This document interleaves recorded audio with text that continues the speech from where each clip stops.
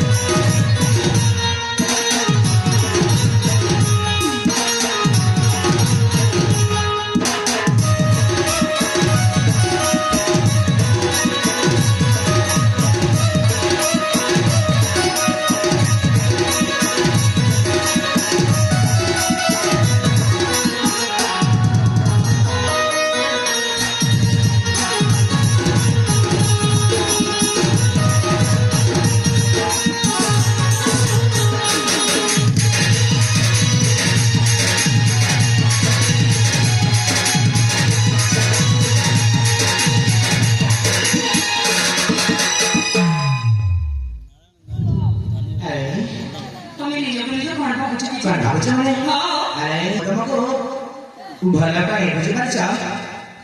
चुआ दिलो ताते बॉल पाई थी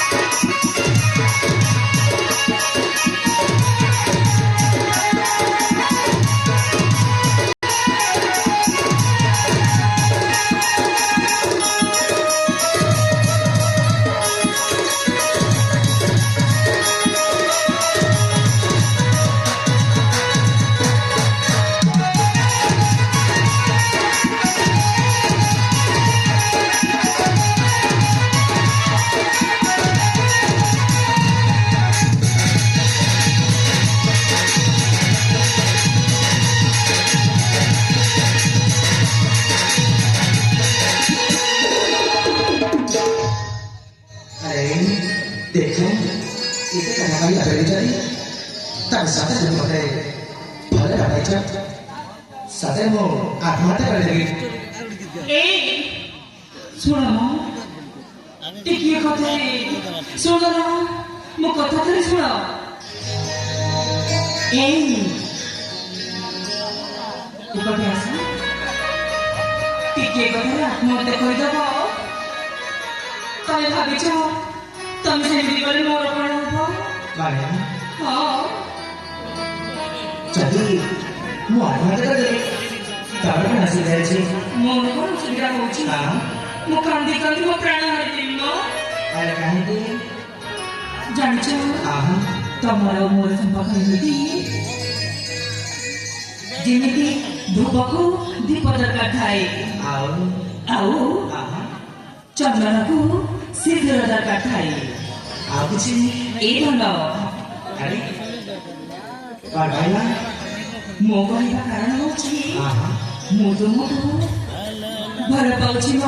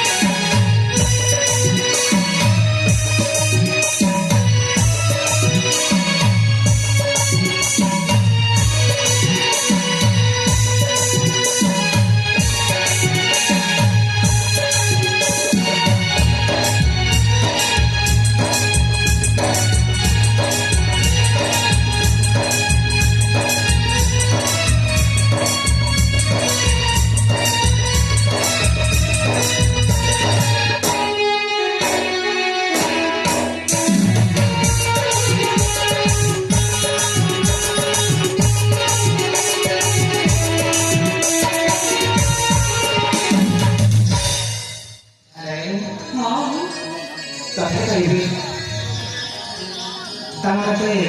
ଭଲ ପାଉଛ ବହୁତ ଭଲ ପାଉଛି ଜାଣିଛ କଣ ମୁଁ ତମକୁ ଜମାରେ ଭଲ ପାଇବ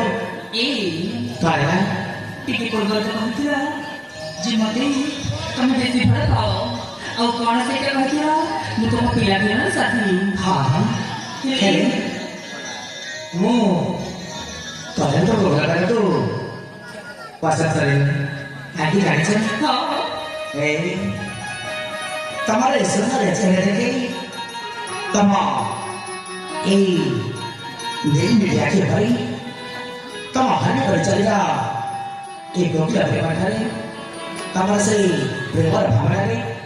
ମତେ ତମେ ଛନ୍ଦି କରିବ ଚାହା ଶୁଣ କଣ ହେଇଛି ଆଉ ମତେ କିଛି କଲେଇବା ଦରକାର ନାହିଁ ତମେ ତମେ ମିଛ କହୁଛ ମତେ ଚାହା तो बांका चाह